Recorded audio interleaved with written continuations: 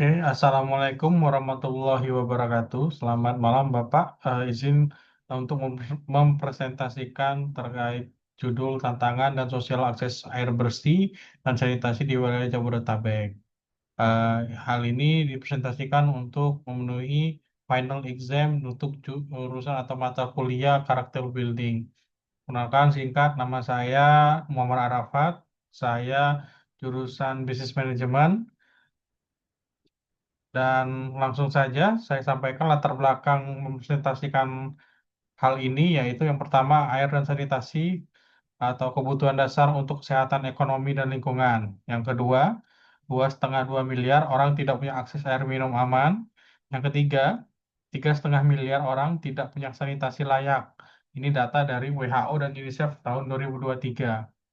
Dan selanjutnya yang keempat, faktor penyebabnya itu adalah iklim, urbanisasi, dan pertumbuhan populasi.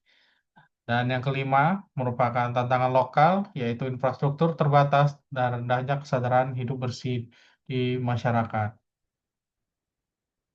Rumusan masalah yang kami coba sampaikan yaitu yang pertama, mengapa akses air bersih dan sanitasi masih sulit di pedesaan atau di tempat-tempat lingkungan Jabodetabek.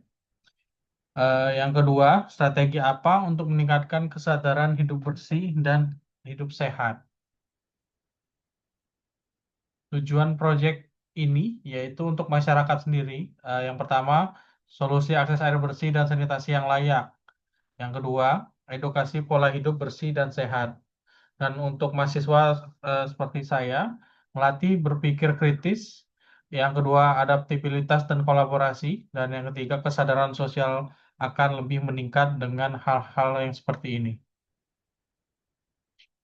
Baik, baik. Selanjutnya kami juga membaca-baca materi untuk literaturnya. Yang pertama adalah laporan JMP 2023. Yang kedua, masalah perubahan iklim, urbanisasi, pertumbuhan penduduk. Yang ketiga, ketimpangan akses desa dan kota atau gender.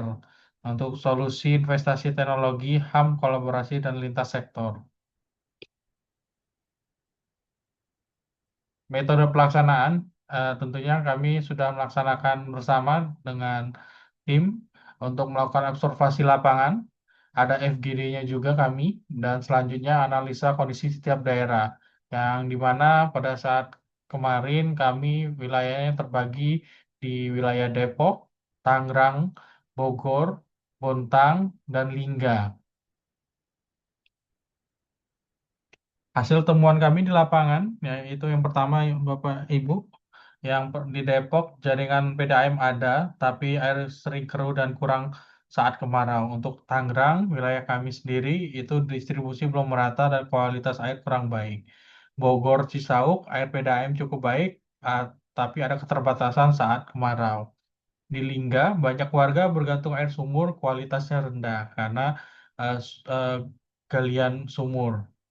Dan yang terakhir di Bontang, eh, eh, kota baik atau pinggiran buruk karena limbah industri. Jadi yang di sini dimaksudkan airnya sudah cukup baik, tapi masih ada limbah industri yang mungkin mencemari kondisi air tersebut.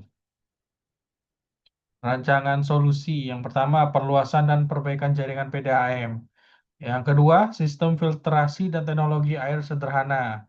Yang ketiga, pembangunan MCK higienis. Yang keempat, edukasi masyarakat. Dan yang kelima tentunya akan melibatkan kolaborasi antara pemerintah, masyarakat, maupun sektor swasta agar hal ini dapat terwujud dengan baik dan memiliki dampak yang signifikan bagi masyarakat luas.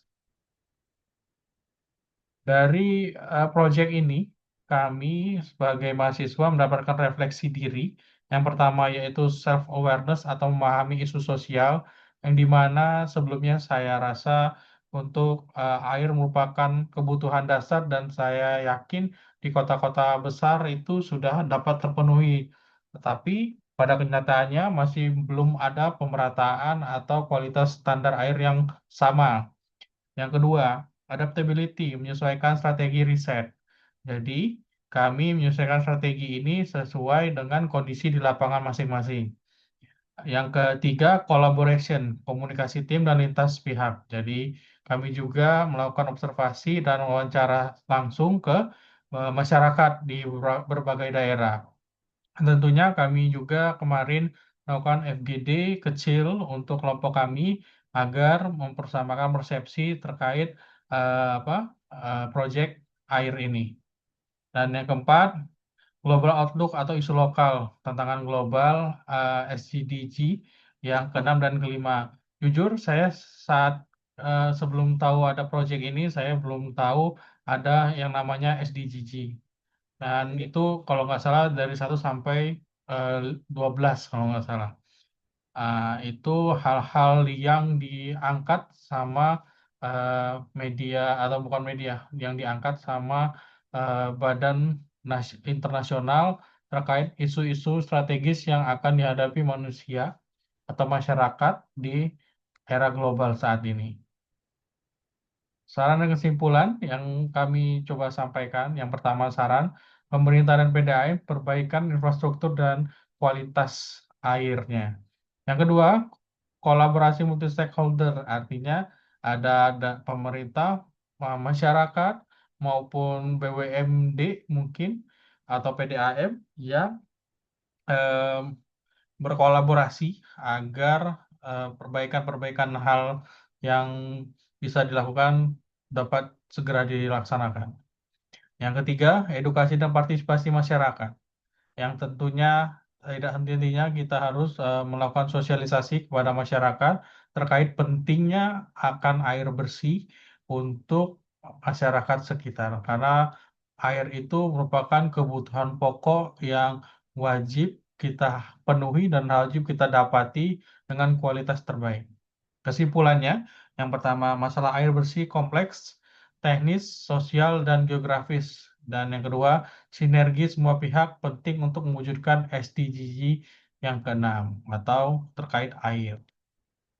Ini berikut referensi-referensi yang kami dapatkan untuk melakukan riset air tersebut dari WHO dan UNICEF dan UNESCO, dan ada Bapak Armadi dan Simanjuntak, dan tentunya ada lecture notes yang disampaikan kepada kami semasa kuliah di BINUS untuk materi kuliah karakter building.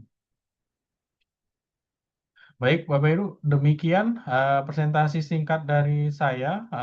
Mohon maaf apabila ada kekurangan dan kesalahan. Saya akhiri. Billahi taufiq wal hidayah. Wassalamualaikum warahmatullahi wabarakatuh. Selamat malam, Bapak Ibu. Terima kasih.